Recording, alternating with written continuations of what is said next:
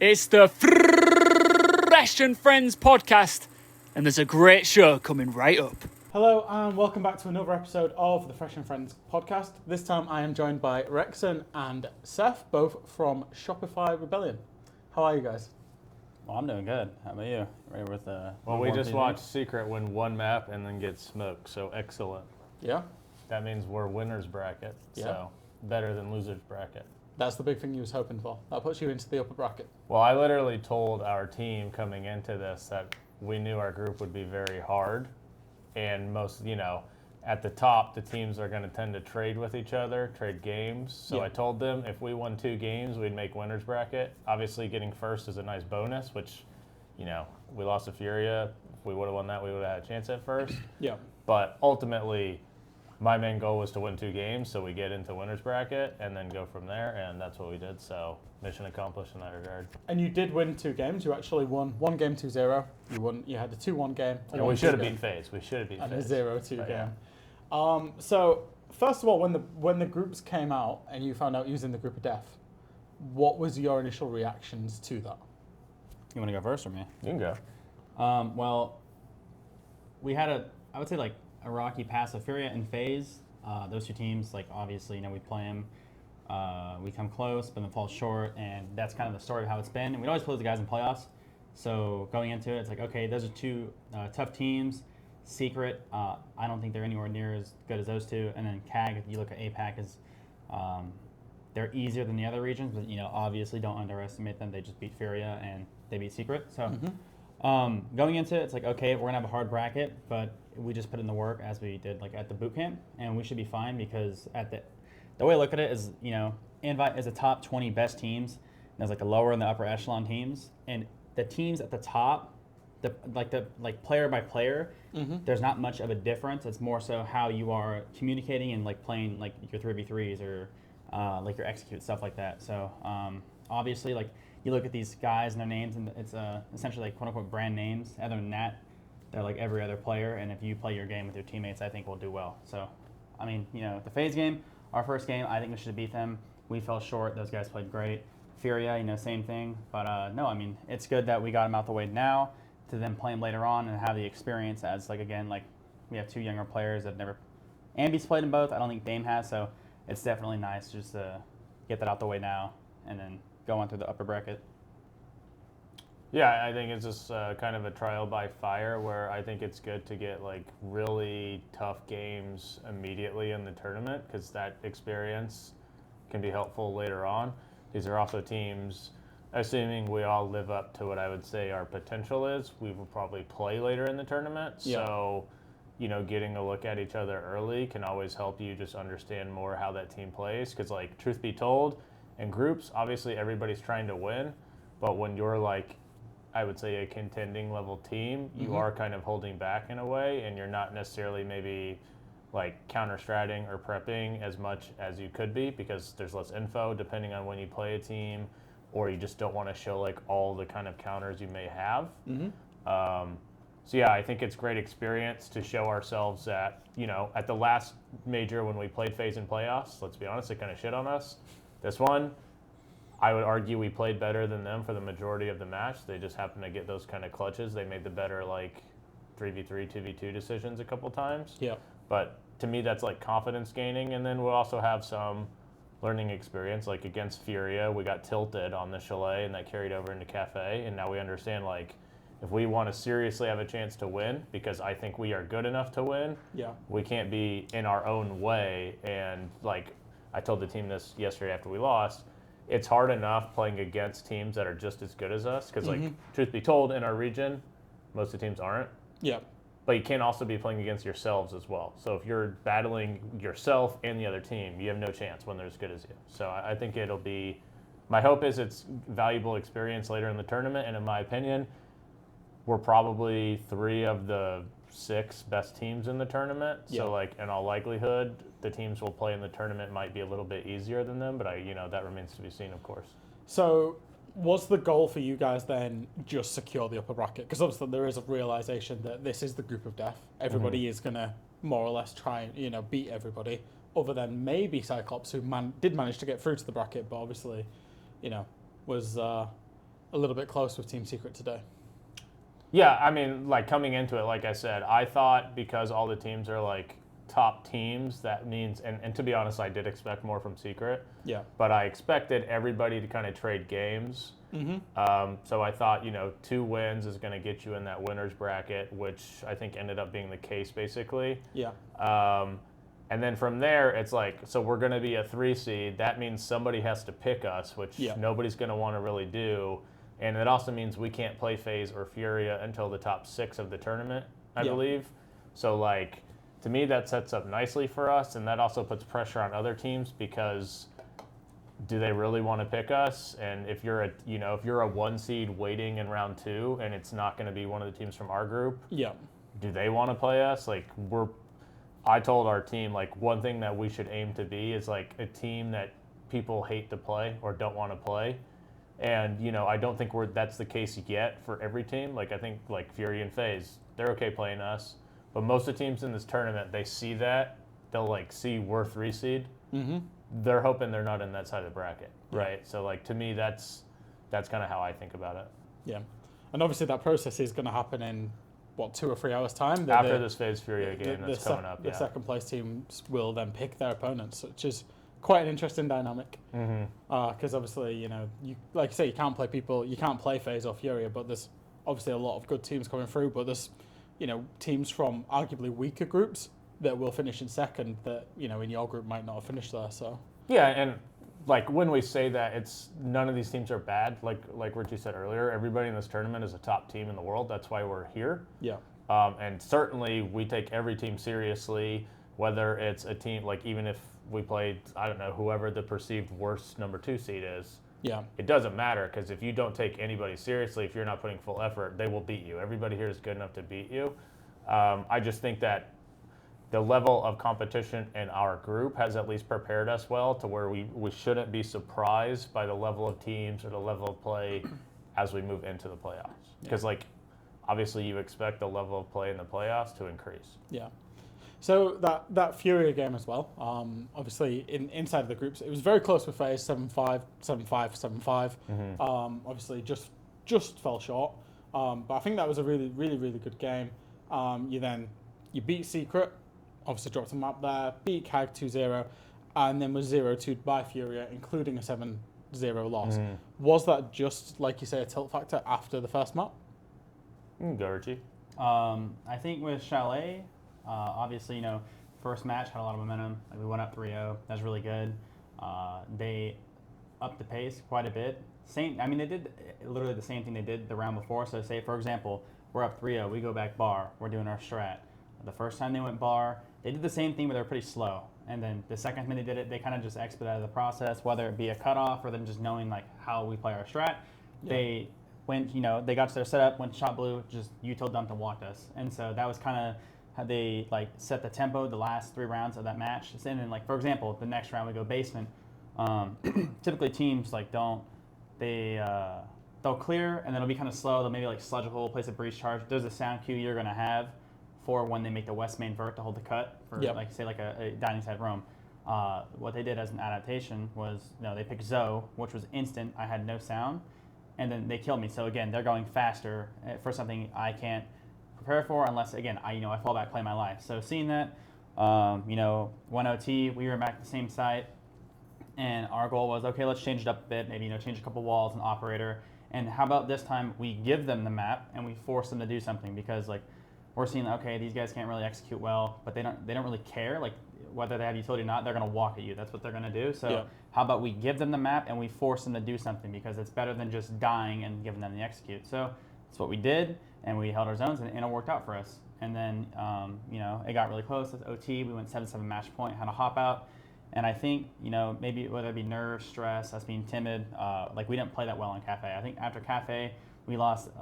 We got 7-0'd. Like we got spit on, but a few of those rounds were really really close. Like whether it came down to 1v1, 2v2, and we just didn't play those correctly. Which as mentioned previously, winning those rounds is I think what separates the top teams from like the mid teams is how good can you communicate, how good can you play that 2v2, 3v3, and close out the round. And so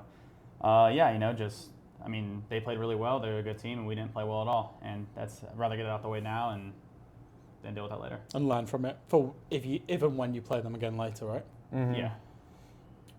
Okay, so if we go back in your history, obviously you previously represented the Sonics, and I want to go back, when you was with the Sonics when Canadian became available. Yeah. Was that just a no-brainer to bring Canadian onto the team? Obviously you replaced, was it ultimately Citizen for Canadian? Or was there a gap No, between them? so It was Merc. It was Mark. Okay, yeah, so I can kind of run back to history a little bit because obviously I don't really have anything holding me to Sonics now. So obviously after SI, we moved Ben to M80, and then we brought in Adam and Merc, and we benched Grixer temporarily. At the time, this was like Gio had an idea of like how we wanted to play the game that we like obviously tried. It ended up not working. So then fast forward, we brought Grixer back, and then we made it to the LCQ finals. So we almost brought it back, even though we were like 8th in Pro League, and then we made it to the EWC qualifinals and lost twice. And I just felt like we weren't what we normally are. We still had our great core, but we were still struggling a bit, I think, in some other areas. And I had actually been approached after EWC, hearing that with Dark Zero asking about one of our players. Yeah. And I was curious. I asked why, and I was told for Troy, but I didn't go deeper into that. My original thinking was he was retiring. Okay. Yeah. So then maybe a week goes by, and I hear Troy's not retiring. They just decided to bench him. So I immediately messaged Troy, and I was like, hey, I know this might be I don't know what your thoughts are on this, because we've always had a bit of a rivalry, Dark Zero and Sonics, but if you're interested, we would be interested in having you. And that we were also looking to potentially try out other people. We tried out Bay. We ended up picking up Surf. We also were going to try out Newers, but he wasn't, because we were under the impression that OXG were disbanding because of their org. Obviously that didn't happen. But so yeah, I mean, when I knew Troy was an option, I immediately approached him. But yeah, that kind of just happened. It wasn't planned or something. Yeah. And then I know that he was also approached by another team, which I won't mention that team. So we also had to wait a little bit to see how that played out. And he, we scrimmed a couple times with him, with trying a couple of people out, and he decided that he actually really preferred us because our play style. And yeah, then from there it's just, we ended up getting Surf. He did really good, and when we tried him out, and yeah, I think obviously it's worked out. Yeah, fair enough. Because I suppose there's, from an outside perspective, when he was on DZ, it was very often he was a floor or two below with Pulse or Valkyrie or whatever. Yeah. And one of the characteristics when they were on the attack is they were quite slow. Not seen so much of that with your team. So is that a combination of the players that you already have, obviously you as coach and the way that you think, and maybe Troy changing a little bit as well? I think it's a comment. I do think we can be slow at times, still, but I also think we have the ability to we are also very fast at times, so the ability to mix it up. Sonics, when I have been involved, obviously I was general manager, I wasn't coach, I didn't help that much for a while, but when I played, we were very fast. So I've always preferred a speedier way of playing, and Troy also is actually pretty aggressive, but he kind of didn't necessarily feel like he had the players to play that way on Dark Zero. So with Richie and Ambi, who are very aggressive players who will take gaps. And I think with Surf and Pablo as well, who are able to make aggro plays, but they're also they can see things themselves where they don't necessarily need somebody to tell them what to do. I think that just has naturally helped us speed up. Obviously, I do think we still have times when we stall out. But yeah, I think, and I don't know how you feel about it, Richie, but I do think we are definitely a lot faster than past DZ teams, and probably among I wouldn't say SSG fast, but we're up there with in our region at least, one of the faster teams. Yeah, I think I made this comparison before with Seth.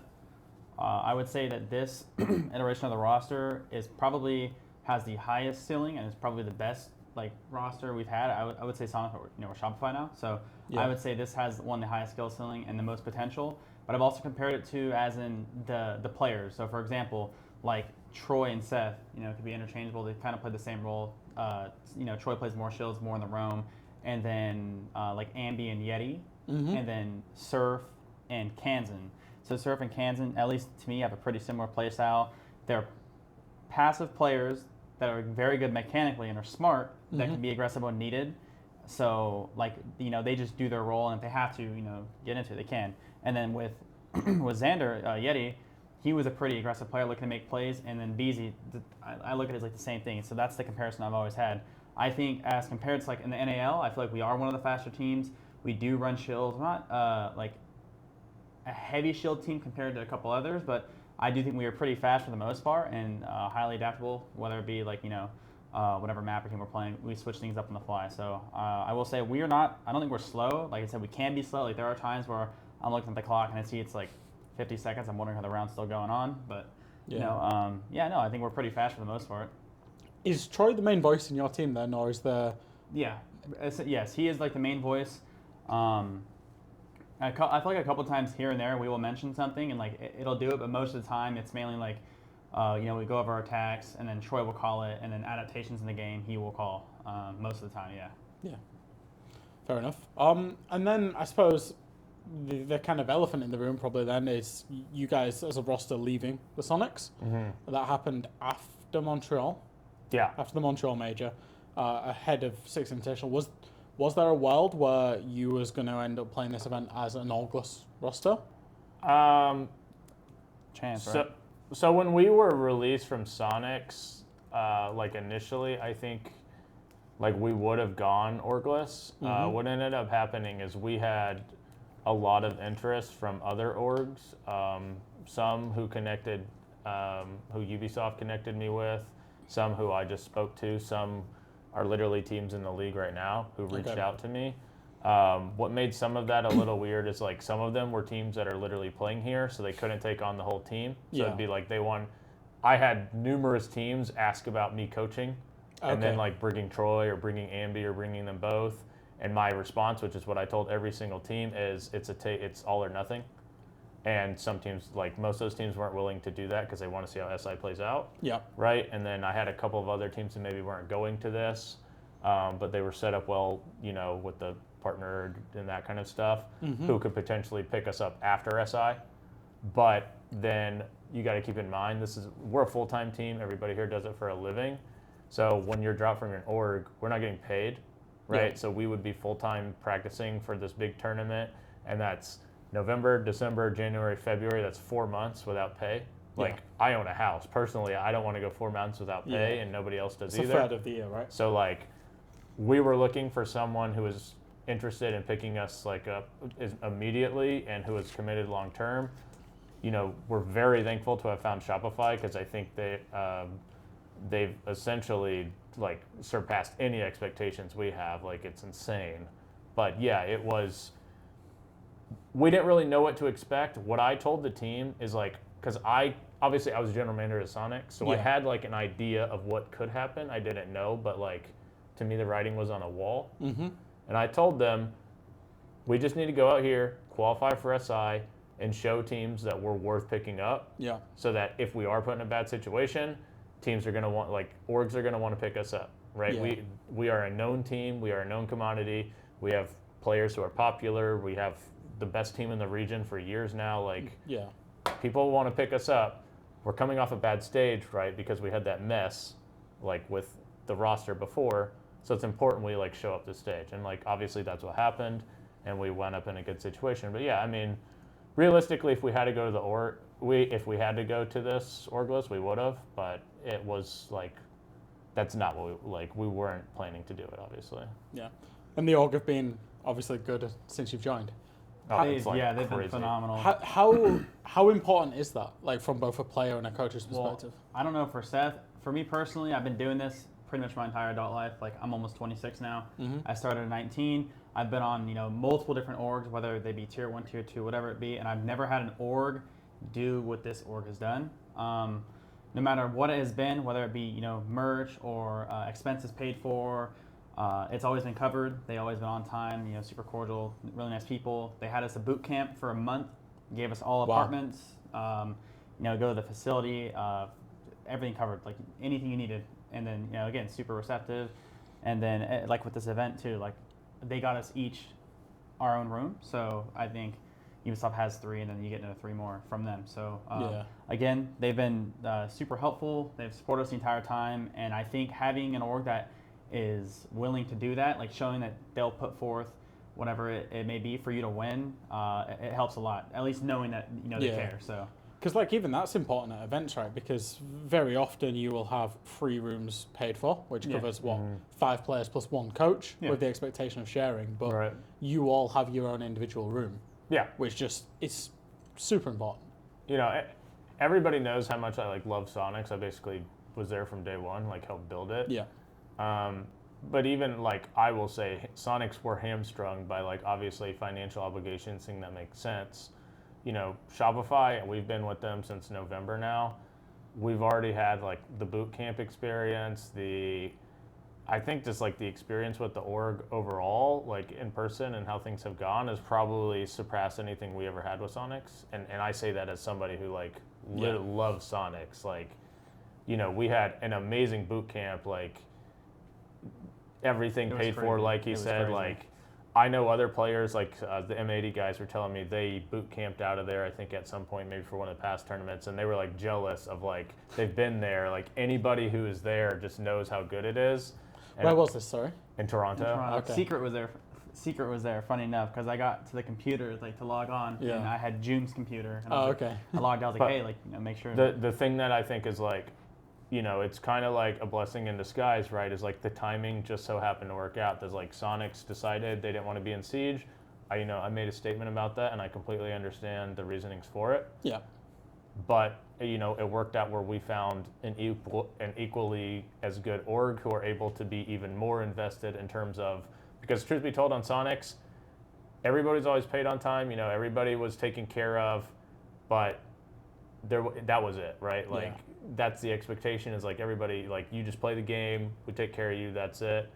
We're being given the opportunity to have additional things that I think, as we mentioned earlier, at the top, I feel all the teams are very close. Yes. So being able to have some additional boot camp, whether it's for chemistry, bonding, because remember, our team as a whole, even me as a coach, this is only our 6th month together. It's only my 6th month coaching, right? So we've been very successful, and we have very high expectations, not only for ourselves but from the fan base.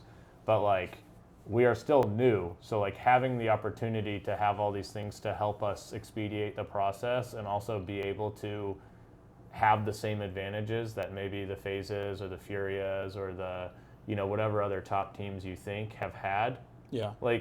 It can't hurt, right? It should, in theory, help us be on a better level, which is why I think that cafe map against Furia notwithstanding, you've noticed against FaZe, we're playing them way closer than we ever have. We took a map from them. We very easily could have beat them. We very easily could have beaten Furia. Ambi computer crashed, and in overtime 6-6 and a 3v3. We're very close to these teams, if not the same.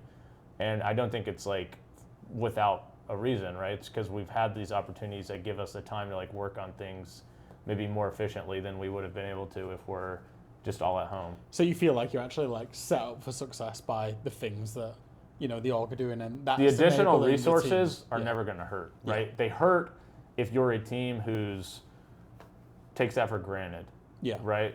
But our culture on our team is that you don't take it for granted. You work harder because you want to feel like you deserve and have earned these opportunities. And if that's not something that you are willing to commit to, then it's not a culture fit with our team. Yeah. So. Have you guys, a comparison that I seem to make a lot from European Siege at least, is with a lot of the North American teams do play from team houses or have played from team houses and facilities. Yeah. Is that something that you would ever go back to? Because I know it's not something you do at the minute. Not me personally. Or ever considered? I wouldn't know. When I was doing that, in the NAL, I was a lot younger. I was 21. This was when it was all based out of Vegas, right? Vegas, yeah, when we were in Vegas, we were all way younger. I didn't have my car there. I didn't have my apartment. Whether my finances be built up, I didn't have anything I owned. So just moving to a team house and living there was kind of like a frat house. So you just kick it with your friends, play video games. and then do whatever you want after. But now, like after the team house we did, I had an apartment. I had a lot of stuff built up, and having to move from Vegas to like back in California with a 6-hour drive, that was not fun. So I think if it ever were to happen, I don't know if I would live there, depending on my situation, but maybe visit there for whenever the season's in play, and then go back home. But I don't think I would.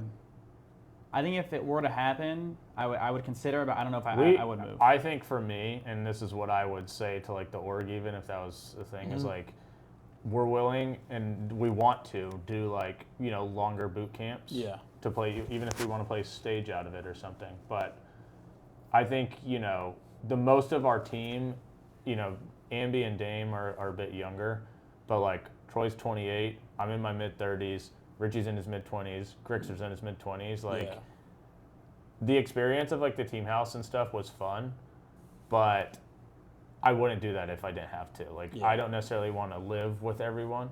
Yeah. And I don't think anybody necessarily wants to, like, most people would rather live, on their own or with their significant other, right? Like, so boot camps and that kind of stuff, it's great, but I think that's, to me, the run of it. Because, like, I own a house. I'm not going to, like, that's not happening. A move across the country. Yeah, fair enough. Okay, cool. So bring it back to Six Invitational then. You're through, you're in the upper bracket. Yeah. Good signs. Avoid FaZe and Fury, at least initially. Who other than your team, who other than your team is impressing you so far across the other groups? I mean, I feel like Virtus Pro are always, we're big Virtus Pro fans. I would say me and Troy I know Troy especially, like, we're pretty good friends with them. Mm-hmm. I think they're always solid. They're always tough. I obviously think FaZe and Furia are very tough. I actually can't even, Raza Company looked pretty solid. So that's pretty good. M80 seem like they're doing fine. I can't even remember who won that group. M80 group, G2 won. So Group A was G2, then M80, Unwanted, and then Liquid limped through. Obviously, your So I'll say G2 definitely looked better in group stage. It's hard for me to honestly evaluate it like that because the last time we played G2, it was not very close. And like their group is basically all the teams we beat at the last major for the most part. So like I'm not downplaying them at all. I definitely think they look better. It's just hard for me to really judge that. Yeah. And to be honest, I don't really like judging teams we haven't played and we've only played our group. So from like a third party point of view, Raza Company look like they've definitely improved, or I don't even want to say improved. BDS are always going to be a threat, although I know like they kind of had a couple of uncharacteristic losses. They lost to Talon today. So we'll see how that plays out. But like it's group stages at the end of the day. Like I said, teams could be testing stuff, hiding stuff, maybe not necessarily going into as much countering as they normally would. Yeah. And I don't want to give you the political answer, but to me, it's like every team here is here for a reason. If they made it through to the upper bracket or the losers bracket, because remember, last two SI champions came from losers round 1. Yeah. Right? Like everybody is good enough to win on their day. You have to take everybody seriously. So like political answer, everybody's a threat. Obviously, we all have favorites or contenders and maybe teams that are not in that category. Mm-hmm. I don't see it that way. I see it as like you take everybody serious. If you don't, they will beat you, kind of thing. How much do you guys lean into counter preparation? So, there's some teams that come, they'll just try and play their own game or give a consistent level of performance, whatever that is. Some teams are very heavy into countering maps, or it's off and on. I think it depends who we're playing. Historically, we've never been a counter team. Yeah. I've been doing it a bit more with us at this event. But yeah, it's off and on depending on who we're playing, because like some teams you can't really counter that much because they change like you already know they're going to change everything. Some teams just never change anything, so maybe you do a bit.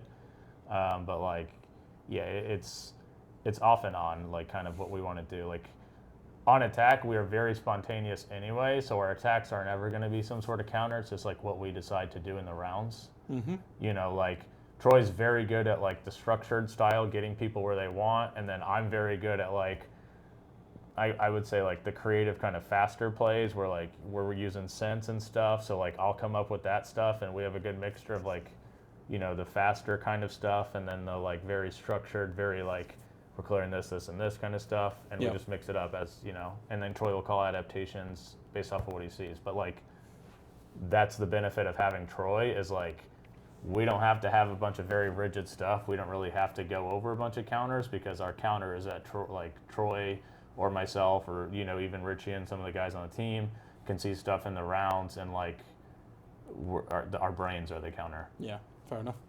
And then I guess one for you, Richie, is just how do you feel the meta is right now? Do you feel comfortable inside of it? Well, it's better than the last one we had with the shields. I still think it's very similar, but not as much. So like again, like the last meta before they changed the shields, which shields are still strong. I did not like it. I've said multiple times personally that I would have rather played the 20-second meta than the shield meta because that was miserable. Yeah. I think as of right now, I think it's fine. I think you have a good mix of teams, and it's typically pretty aggressive. I feel compared to the last meta of the game that we played on, like there's still rushes, but I still feel that if you are good enough at your clears, like doing your defaults, that you'll still be fine. Like for example, like Virtus Pro, they do the same stuff every time and it works. So as long as you can iron it out, you'll be good. But I mean, I like it right now. I think it's pretty good. I mean, yeah, not really much about it. Cool. Okay. We've just about hit time, so I guess we'll end it there, aiming for 30-ish minutes. So Sure. thank you both for your time, especially. Is there anything that you'd like to say to absolutely anybody? The floor's all yours. Don't have to, but you can. Not No. much. Just thank you, If you Shopify. pick up Thank your you, Shopify. Shopify Rebellion jersey, I'm pretty sure if you're going to SI, they will be available to purchase. Hopefully we make it through the stage so we can see you there. Follow Supr on Twitch. Thank you for your time, everybody, and thank you both for your time. I'll be recording more episodes in the future, but thank you again for watching, and we'll see you again soon.